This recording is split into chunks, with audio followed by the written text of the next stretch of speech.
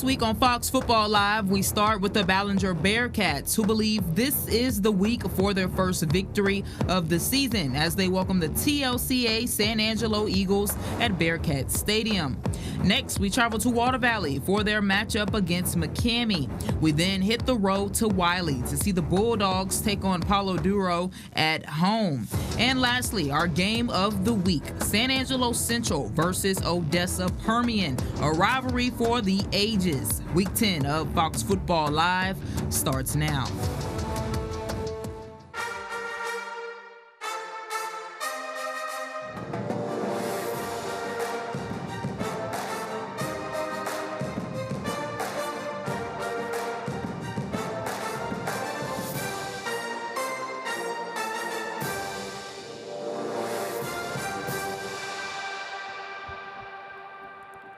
Welcome into Fox Football Live. I'm Marissa Stubbs alongside Damian Bartonic. Damian, this season has flew by. We're in week 10. We have one more week left. What's up? How you feeling? I can't believe it, Marissa. This is our second to last week.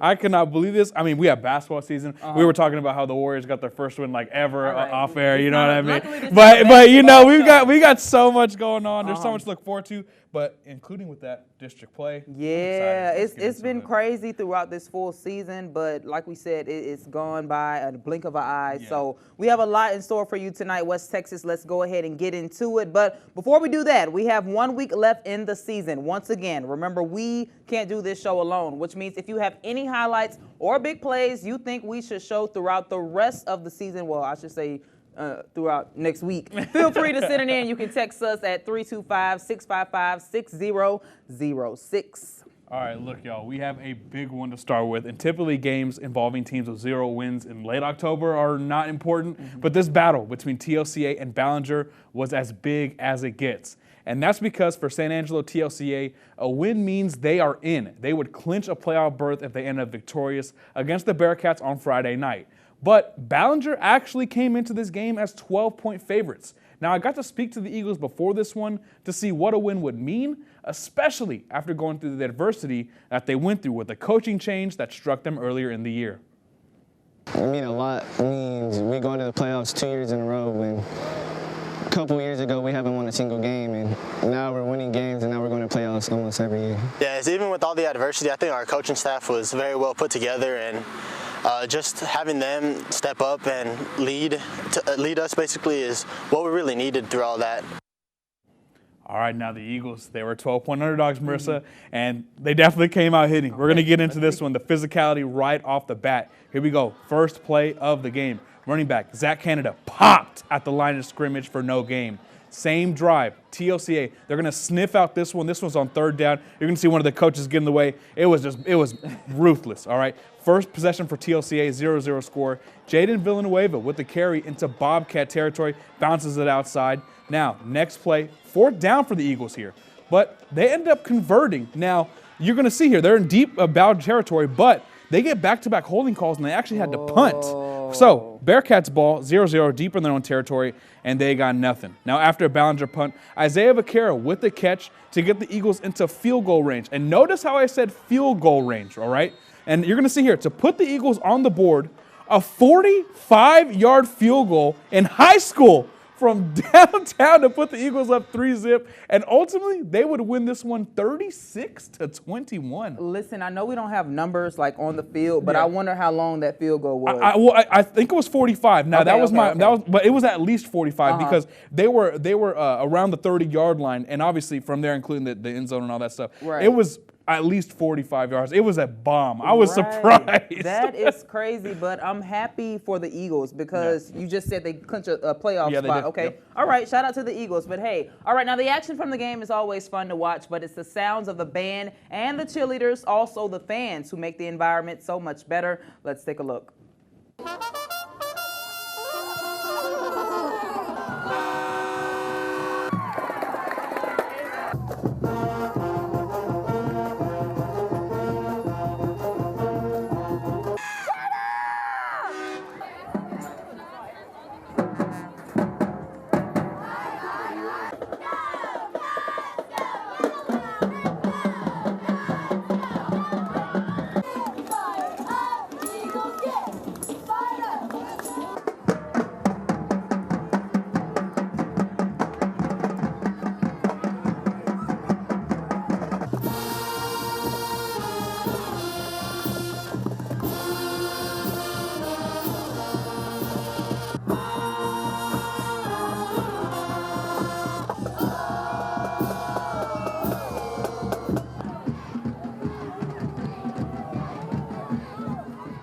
All right, now let's go ahead and check out some final scores from tonight. First, we start with the Amarillo Sandies. They took on the Abilene Eagles. The Eagles came out on top 24-14. All righty, next up we got the Andrews Mustangs, who fell a little bit short to the Brownwood Lions. Brownwood having a very good What year. win does that make for Brownwood? 7. Okay, Yeah, they've been having one heck of a year. Yeah, all right, let's go over to our next score. We have the Jim Ned Indians, a close game against the Vernon Lions. As you can see, Jim Ned came out on top 36-32. Wow, that was actually Vernon's second loss of the year. Jim Ned having a big year as well. Even though they fell to Clyde last week. Very big year. Now, stick with us, West Texas, because coming up after the break, we will check in with the Water Valley Wildcats.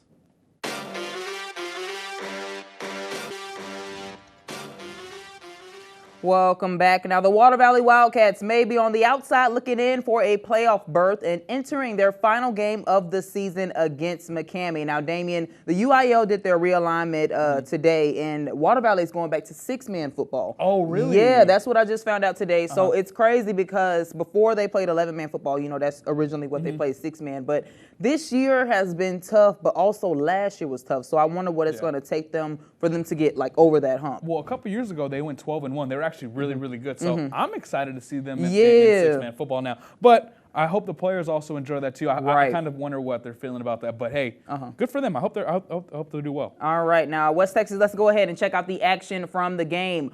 Water Valley with possession first, and wide receiver Chaden Gibbs runs it in for a touchdown. Wildcats strike first. Badgers take over. QB Grant Glidewell takes the snap, looks downfield, and connects across the middle with Edgar Keenanis, and the defense can't bring him down. He runs into the end zone to tie the game. So the Wildcats get it back right here. A trick play, and they throw it long, but the receiver can't make that catch. So Badgers would then go back on offense, where Glidewell goes back to his wide receiver, and he runs it to his right and into the end zone to go up 14-7. So right here, West Texas, you're going to see Water Valley utilizing the run game, and it works. The Wildcats trail 14-21 at the half, but would go on to lose 36-30. Man, Marissa, that was a close game. Loss. Yeah, that was very close. I do love McCamey's uniforms. I'll discredit myself. I do like them a lot. Now, we did watch the action. Let's check out some more sounds from the game.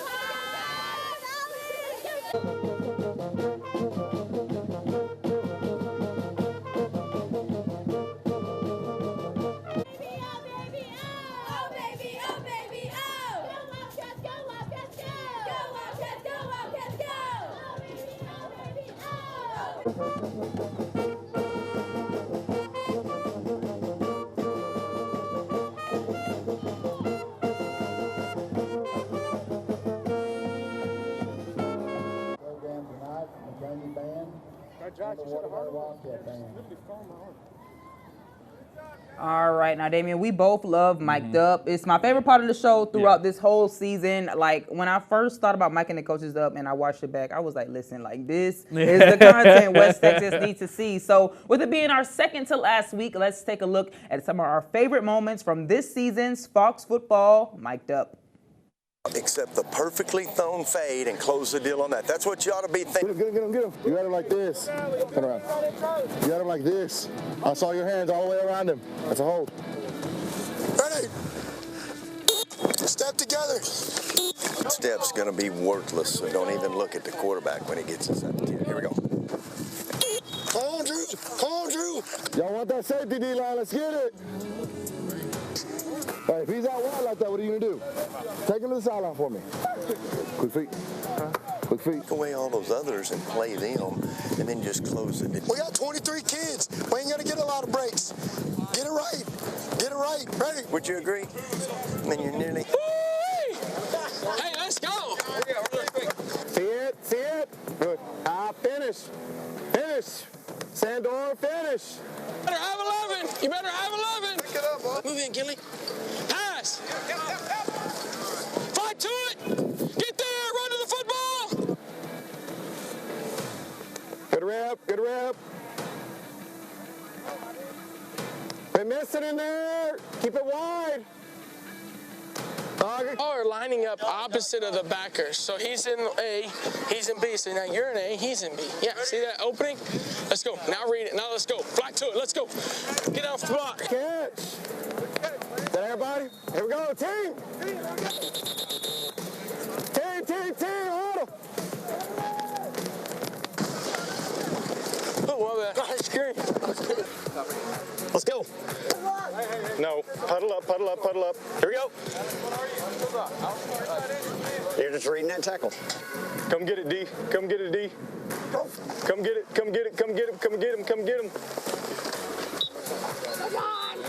There. Here at 3. Here we go. So good. Hey, everybody is full speed, physical. So you, yeah. I still got outside control. Make your 18 pitch, 16 counter. Anything that starts with a 1, you're pretty much always going down on whoever that is. Already on now, the Wylie Bulldogs have won 5 out of their last 6 games, and a win tonight means the playoffs are certainly in their future. So let's see how the fellas attacked Palo Duro tonight. Now, first drive for Wylie, first play, Julius Lane for a quick 5-yard gain.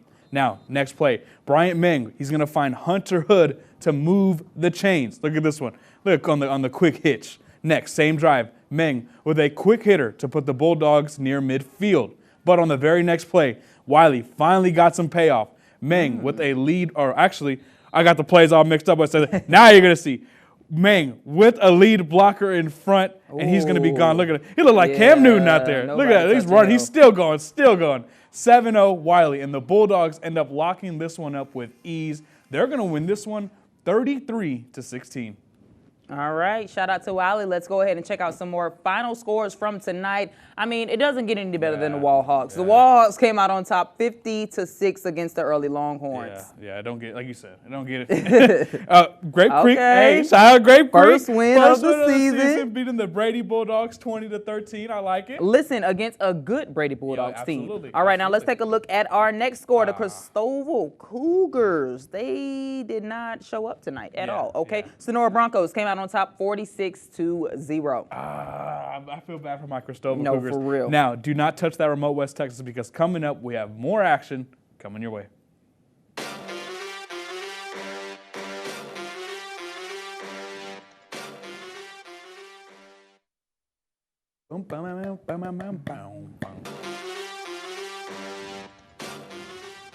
All right, welcome back. The Central Bobcats are coming off their 7th loss of the season. Tonight they are taking on Permian, and after speaking to head coach Kevin Crane earlier this week, he believes his team is capable of pulling out a win. We've done some good things and continue to do some good things, just hadn't quite strung it together for 4 quarters just yet, but we're looking forward to another opportunity against Permian. You know, obviously they're a good football team as well, and they've played well. They've lost a couple close ones, but they beat Midland Legacy. You know, so it's kind of everybody's kind of beating up everybody in the district, and it's kind of a weird year, I guess you would say.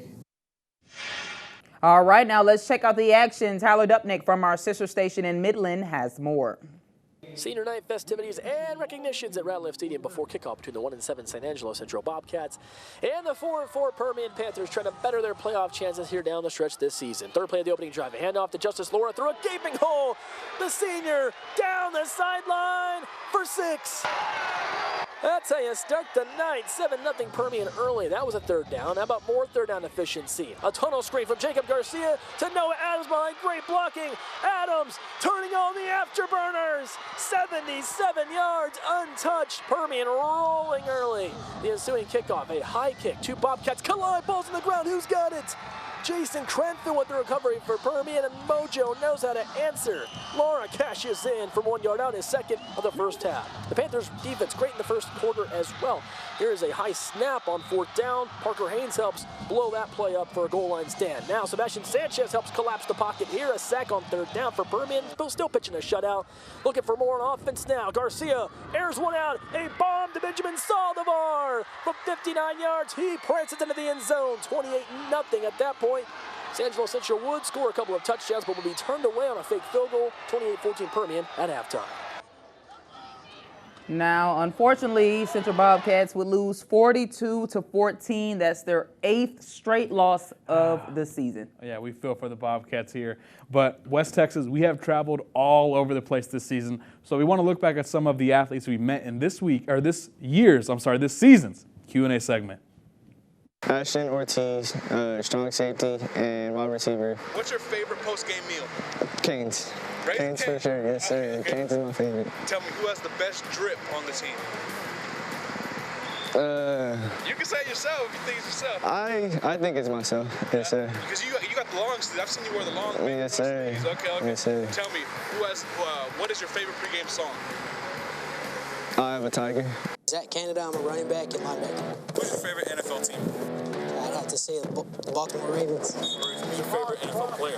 It's probably Joe Burrow. My name is Deontay Dwayne Ramon, class of 2024, wide receiver for Holly High School. All right, man. I know you're a receiver. I know you love breaking down that tape. Tell me, man, who's your favorite NFL receiver to watch? Oh, favorite NFL receiver. I got to go with Jarvis Landry. All right, my name is Nick Cruz. I'm a receiver and safety. All right, I see a star on your shoulder there. Who is your favorite team?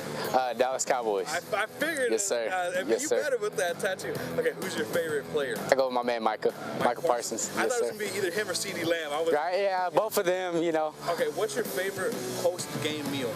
Post-game meal, I say Subway. Chandler Myers, I go to Holly High School, class of 2024. I play receiver and DB. So you play receiver. Tell me, who is your favorite wide receiver to watch in the NFL? I like Jefferson and Odell. I like their moves. They be flashy with it. So tell me, what is your favorite sport that is not football? I mean, basketball and baseball's nice, but honestly, hockey. Seto Monsivais, SETO MONSIVAIS. I play outside linebacker and running back. All right, Don. What is your favorite post-game meal? Post-game, I gotta say like a Whataburger, just a little Whataburger. What's the word? Just like the number one, just keep it simple, number one. Okay, simple? Yeah, simple, okay. simple. As simple as the TLCA way. Yeah, that's what I'm saying, yes, sir. Okay, tell me, who has the best drip on the team? I gotta show them, I'm a running back, I gotta show my linemen some love. I think Eduardo Heleno got the best drip on the team. Hey, lineman drip is... That's what I'm saying, he's different. Jaime Ramirez, wide receiver and quarterback. All right, bro. Who's your favorite team? Dallas Cowboys. Okay, who's your favorite player? Michael Parsons. Michael Parsons, I like that. Okay, who do you think's going to win NFL MVP? If Michael Parsons keeps playing the way he is, he's got that. All right, now West Texas. We're almost to the end of the show, but coming up, we're going to check out some last final scores and look ahead to next week.